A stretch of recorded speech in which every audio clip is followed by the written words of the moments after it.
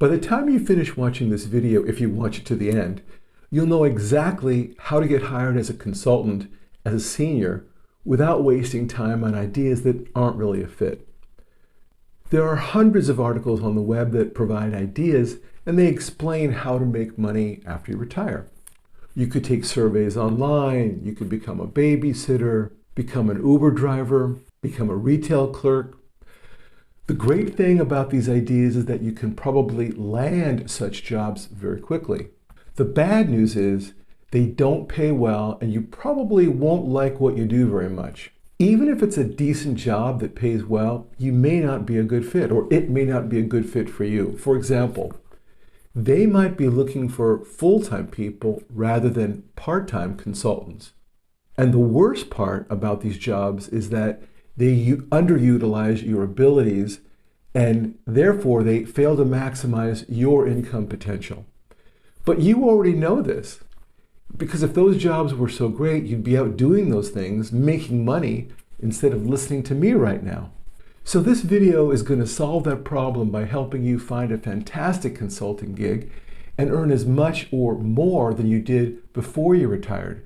Sounds good? I knew you'd think so. I will warn you that this approach takes time and effort. It may take months to land a great consultant job, but there's some good news, and that is that you only have to do this one time, and the payoff of earning a lot more and enjoying it at the same time makes the effort worth it. The key to finding a good job for seniors is to first think about what unique skills you bring to the table, and then, of course, try to find an opportunity to get paid using those skills. Simple. Now, we'll get to that in a minute, but first, I want to ask you a couple of questions. Do you really need to work? If this is just a financial issue, is there another way to solve that problem? For example, do you have too much cash laying around that isn't invested and therefore not earning a return? Are you holding low-performing stocks, funds, or real estate that could generate more income? Now, we've covered most of these topics in prior videos, and we'll be re-examining these questions in the future. So make sure that you subscribe so you'll know as soon as we release those videos. My point is, if you solve the financial challenge by rearranging your assets, you may find you don't even need to or want to work. So after considering that point, if you still want or need to work, your first step is to list your unique skills and experience. For example, are you uniquely qualified based on your experience and education in some technical or niche area? What can you do better than most other people, and for whom can you do that? Drill down and be as specific as possible. That will help you identify which companies gain the most by having you on staff. List all the ways you might help that company. For example, could you train younger people starting off? Could you be an extra hand on deck and be called in when the firm is facing peak pressure? Could you help the company exploit an opportunity as a contractor and help the firm avoid having to employ a full-time staff person? What other challenges did the company you worked for face that you can now help resolve? Step 2, identify potential clients. The first company you should list is your former employer, of course, but don't stop there, because your former employer's competitors are also attractive candidates who would probably just love to tap into your skills and understanding and abilities and experience. As I mentioned above, many companies work on a project basis, such as law firms, accounting companies, architectural firms, engineering firms. And specifically, they have a staff of so many people. Then, if they get a new project and don't have enough people, they're in a bind. That's where you come in. They don't want to bring on permanent staff because after that project ends, they may not need the extra staff. So someone who can work on a project for a series of weeks or months would be the perfect candidate for them. And it doesn't even have to be professional work. These projects often require everyone from a secretary up to a lawyer. Once you get on the list of available temporary staff at several companies, you could find yourself able to pick and choose among available projects that come to you. So list all the companies you can think of that make sense to connect with. Take a few days to do this. Go deep. Step 3, the approach. Now that you've written out the specific ways you might help companies and you have your list of firms you want to target, it's time to formulate your approach. Now there are 2 ways to do this. First, you could reach out to the HR department to see if they're hiring. That's simple, but it may not be effective for you. That's because the people in HR think in terms of full-time open positions that are well-defined. But you may want to work less than full-time, and you may want to help the company in ways they may not have even thought about. Also, HR may not hire consultants anyway. What you're looking for is someone within the company who recognizes the value of what you bring, and then they'll go to HR or whoever, and they'll create the position you want to fill. With that in mind, I suggest you conduct research interviews rather than asking to get hired. What is a research interview, and how does it help you land your consulting gig? I'm glad you asked. A research interview is, as it sounds, an interview process to learn more about the company and industry. When you ask someone to sit down with you for a research interview, first of all, you're paying them a huge compliment. You're saying, hey, you're someone I'm interested in. I want your opinion and thoughts. As a result, more people will agree to meet with you.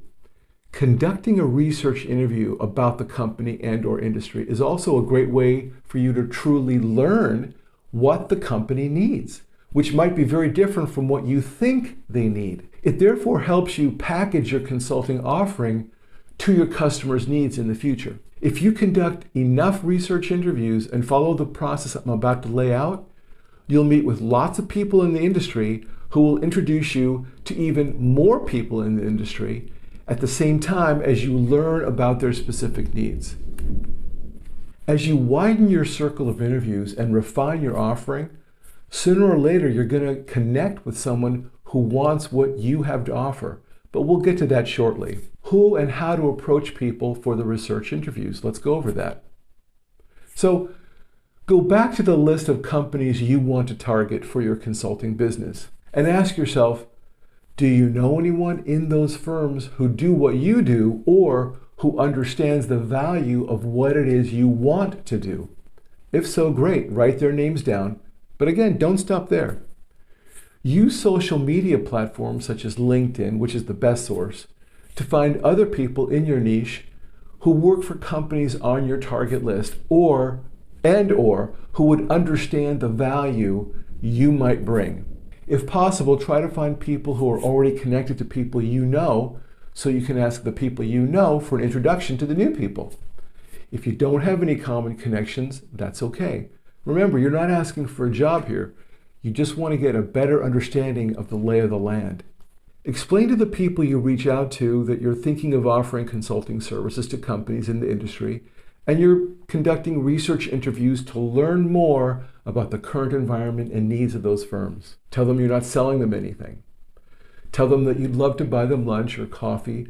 Just simply get to know them and the current business environment. If they suggest that you simply send them the questions, explain that these are open-ended questions and one often leads to another, so you found that speaking one-on-one is much more effective. If they push back against a face-to-face meeting, suggest a Zoom preferably or a phone call.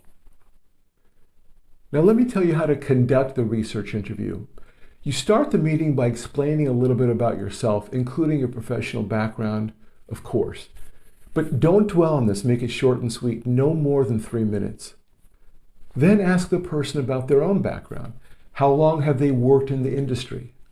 How long have they worked for that particular company? Ask them to explain what they do and how long they've been doing it in the industry. Don't let this part of the interview drag on either. If it goes past 5-6 minutes, you've got to get the interview back on track. Then, after you get to know each other a little bit, tell them that you're doing the research on the industry and you'd love their input. Explain that you're thinking about offering consulting services to firms in the industry based on your background, but you want to understand what their business challenges are at the moment so you can see if it makes sense or not. Also explain that whatever you discuss is completely confidential. Your objective is to understand the needs of the company and make a connection. Before going into the interview, create a list of 15 questions which might include some of these. What are the greatest challenges the industry faces right now? Why is it a challenge? What has XYZ company done to overcome these difficulties? What's worked? What hasn't worked? What is the outlook for XYZ over the next 5 or 10 years? What is the outlook for the industry over the next 5, 10 years? What additional resources might help them achieve their goals? Now, this is super important what I'm about to suggest. And here's a question that you simply have to ask. I'm thinking of offering consulting services to companies in this industry. Here's a brief description of what I'm thinking about. Then you show them a 1-paragraph description of your idea. Then you ask, do you think this service would be useful? If not, what would you change about this offering and why? This is where you really want to focus your energy and learn whether or not you're on the right track.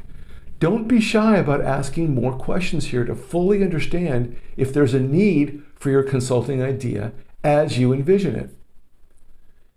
Then ask, if you were me, what would you do next? How would you find clients and what would you charge?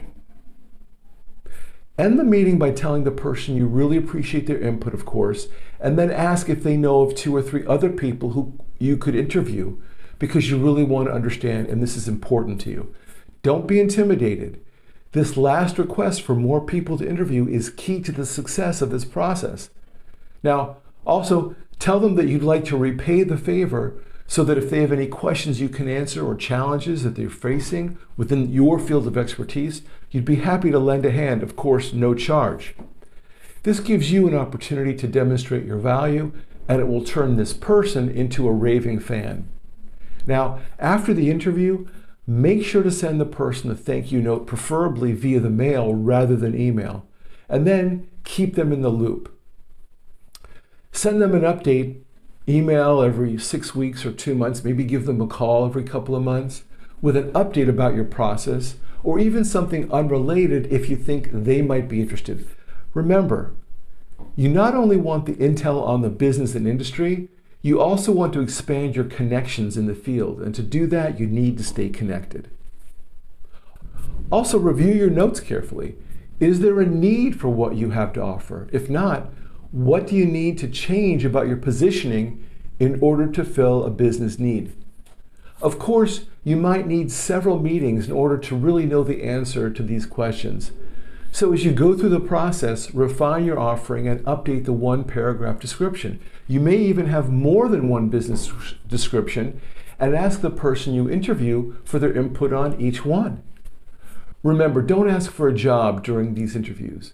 And of course, don't be pushy. Ask each person you interview for the names of 2 or 3 other people who might agree to be interviewed, critical to the success of this process. Now, if they can't come up with any names, it's okay. Go back to LinkedIn and do your own legwork to find potential interviewees. As I said in the beginning of this video, this is not a quick process. It takes time. But if you do enough interviews, you'll meet more and more people. And if you stay connected with them over time, sooner or later, one of them is going to provide a consulting opportunity for you. Now, for more ideas on how to create income and a better retirement, make sure to subscribe to our channel and hit the notification bell. This way, you'll be notified when we create new videos that will be useful to you. And also, make sure to join our Facebook group. And be sure to look in the description below of this video. You'll see a link to join our Facebook group where you can interact with others about retirement issues, and also we have links to our free booklets on 10 different retirement topics.